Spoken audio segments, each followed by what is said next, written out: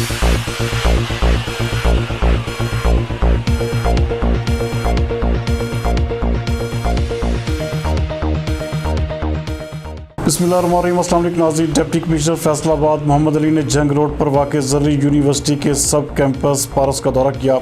हमारे नुमाइंदा खसूसी गुलाम दस्तगीर अतर के मुताबिक उन्होंने ईरान से आए हुए ज़ायरीन के लिए क्वारंटाइन की सहूलियात को चेक किया। SSP operation Syed Ali Raza, additional deputy commissioner general फजल रबी चीमा, असिस्टेंट कमिश्नर सिटी व सदर अयूब बुखारी, उमर मकबूल और दीगर महकमों के ड्यूटी ऑफिसर्स भी उनके साथ मौजूद थे।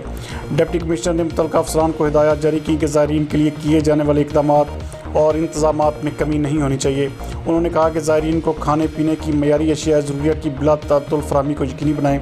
उन्होंने मज़ीद कहा कि ज़ायरीन को अलग अलग आइसोलेशन रूम में रखा जाए, जबकि कैंपस में CCTV कैमरे हमा वक्त फंक्शनल होने चाहिए, जिनकी मॉनिटरिंग भी की जा रही है। डिप्टी कमिश्नर ने बताया कि ईरान से आने वाले ज़ायरीन समेत ड्राइवर्स हज़रात की सैम्पलिंग का काम भी जारी है, जो जल्द मुकम्मल करके रिपोर्ट के लिए लाहौर भिजवाए जाएंगे।